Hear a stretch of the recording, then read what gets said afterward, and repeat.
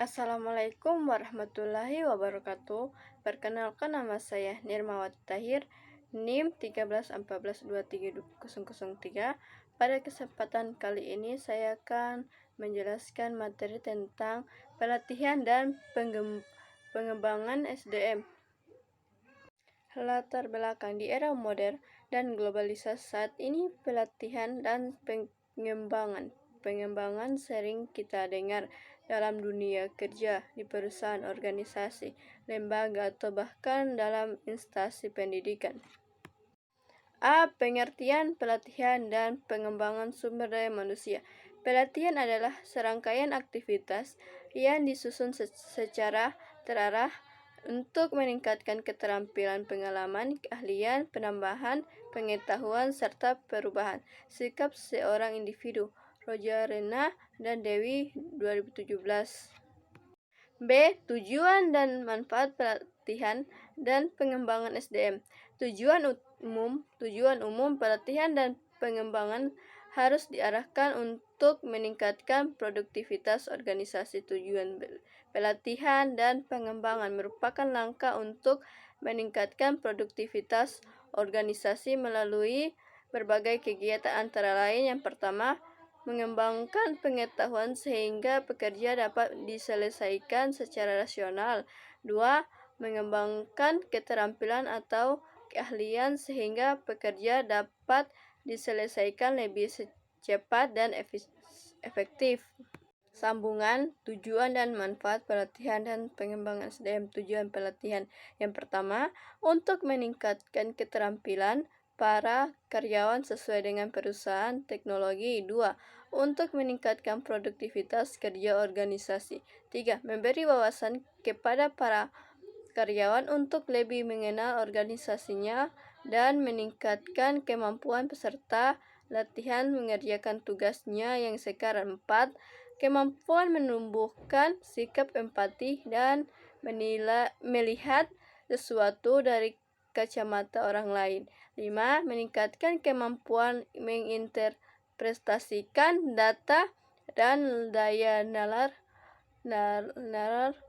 para karyawan dan meningkatkan kemampuan dan keterampilan para karyawan dalam menganalisis suatu permasalahan serta pengambilan keputusan.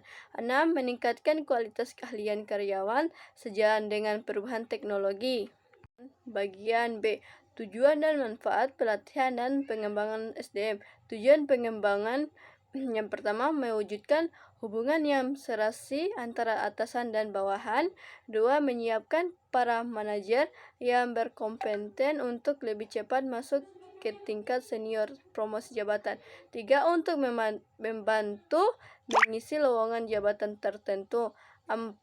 Meningkatkan semangat kerja seluruh tenaga kerja dalam organisasi dengan komitmen organisasional yang lebih tinggi. 5. Mendorong sikap keterbukaan manajemen melalui gaya manajerial yang partisipatif. 6.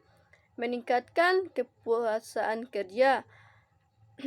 Manfaat pelatihan dan pengembangan: yang pertama, menentukan potensi karyawan. Masih banyak karyawan dalam sebuah perusahaan yang belum mengetahui potensi terbaik dalam dirinya.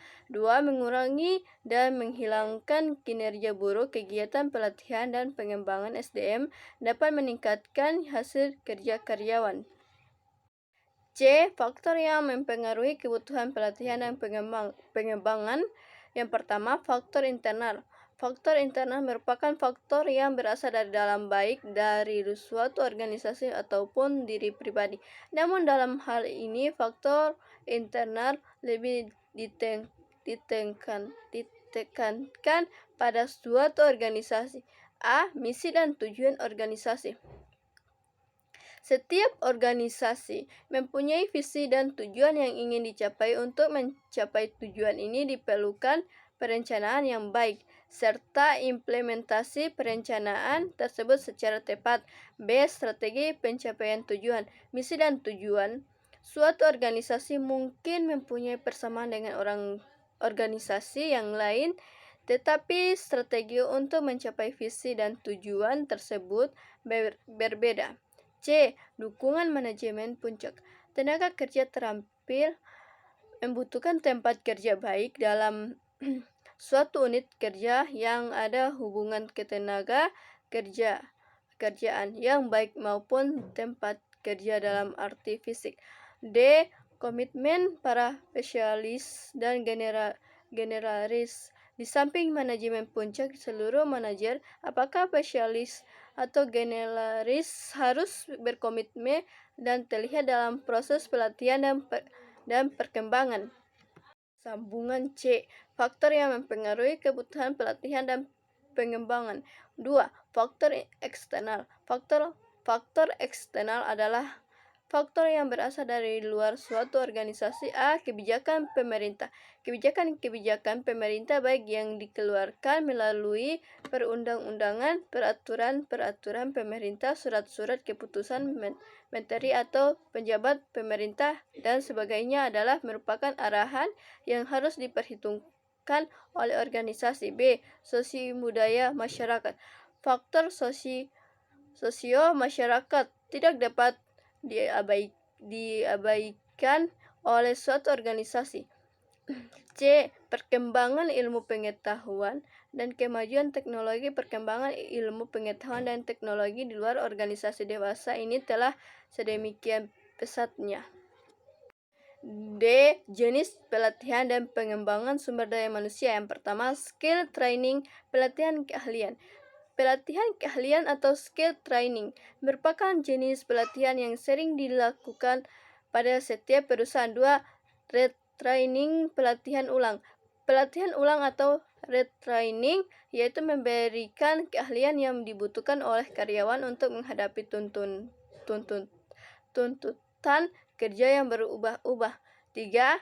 Cross-functional training atau pelatihan lintas fungsional adalah pelatihan yang melibatkan karyawan untuk melakukan aktivitas kerja dalam bidang lainnya selain pekerja yang ditugaskan. 4. Team training, pelatihan tim. Pelatihan tim dilakukan dengan bekerja sama yang terdiri dari sekelompok individu untuk menyelesaikan pekerjaan demi tercapainya tujuan bersama dalam sebuah tim kerja. E. Tahap-tahap pelatihan dan pengembangan sumber daya manusia. Terdapat 3 tahap utama dalam pelatihan dan pengembangan, yakni penentuan kebutuhan pelatihan, desain program pelatihan, evaluasi program pelatihan. Yang pertama, penentuan kebutuhan pelatihan, assessing training needs, adalah lebih sulit untuk menilai kebutuhan pelatihan bagi para pekerja yang ada daripada mengorientasikan para pegawai yang baru. Dari satu segi kedua-duanya sama. 2. Mendesain program pelatihan, designing a training program. Sebenarnya persoalan performasi bisa disiasati melalui perubahan dalam sistem feedback, seleksi atau imbalan, dan juga melalui pelatihan, atau akan lebih mudah dengan melakukan pemecatan terhadap pegawai selama masa percobaannya. F. Kelemahan pelatihan dan pengembangan sumber daya manusia. Yang kelemahan pelatihan dan pengembangan. Beberapa kelemahan pelatih dapat menyebabkan gagalnya sebuah program pelatih. Yang pertama, pelatihan dan pengembangan dianggap sebagai obat untuk semua penyakit organisasional. 2. Partisipan tidak cukup termotivasi untuk memusatkan perhatian dan komitmen mereka. 3. Sebuah teknik dianggap dapat diterapkan di semua kelompok dalam semua situasi dengan keberhasilan yang sama. 4. Kinerja partisipan tidak dievaluasi begitu karyawan telah kembali ke pekerjaannya. 5. Informasi biaya manfaat untuk mengevaluasi program pelatihan tidak dikumpulkan. 6. Ketidakadaan atau kurangnya dukungan manajemen. 7. Peran utama penyediaan atasan tidak diakui. 8. Pelatihan tidak akan pernah cukup kuat untuk menghasilkan perbaikan kinerja yang dapat diverifikasi. 9. Sedikit atau tidak ada persiapan untuk tidak lanjut. Kesimpulan, pelatihan lebih terarah pada peningkatan kemampuan dan keahlian SDM. Organisasi yang berkaitan dengan jabatan atau fungsi yang menjadi tanggung jawab individu yang bersangkutan saat ini. Cusron Job Orient. Sasaran yang ingin dicapai dari suatu program pelatihan adalah peningkatan kinerja individu dalam jabatan atau fungsi saat ini. Pengembangan lebih cenderung bersifat formal, menyangkut antisipasi kemampuan dan keahlian individu yang harus dipersiapkan bagi kepentingan jabatannya akan datang. Oke, sekian dari saya. Apabila ada kesalahan kata tolong dimaafkan. Wassalamualaikum warahmatullahi wabarakatuh.